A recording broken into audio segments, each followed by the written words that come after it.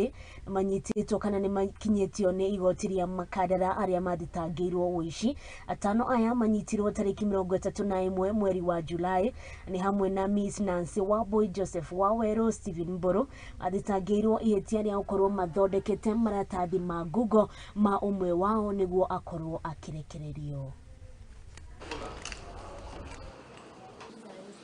Aya muulize.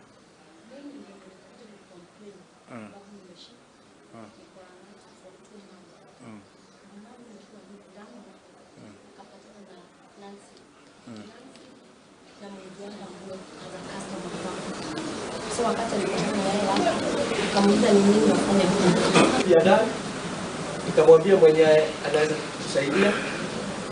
Mimi ndio nilikuwa mtu ya kwanza kwenda kotini kwa kwa na biashara. Kaenda na tuliapa kitu saa 8 saa 9 hapo. Mimi nikaapa kitu siku ya Alhamisi. Siku ya Alhamisi Jumatano. Wakati siku hiyo niliapa nikaambia bibi ya Dan mimi kwetu ni mbali. Na niko na mtoto Kenyatta amefanywa upasuaji. Sasa bibi yako Kenyatta mimi nitaenda nyumba.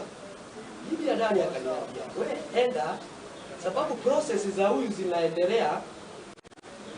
Ikiisha mimi niko na release order. Sinipenda naye bwana.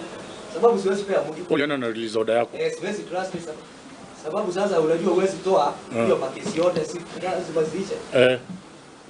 Enda naye bwana. Siku ya kutoa Dan mimi ndio nitakupigia simu. Bibi yake akakwambia hivyo? Huyu akamaliza kila kitu. Nikapigia huyu sikili kwa Thursday. Akaniambia nimemaliziwa saa 12, nimetoa release order yangu haijapigwa muhuri. The ruling is as follows. I have had the application. I have read the application, heard the applicant, the respondents, and the prosecution counsel. I find that there are compelling reasons to hold the suspects in custody for the following reasons. 1. The suspects are alleged to have used forged documents for the release of accused persons on bond in this court. 2.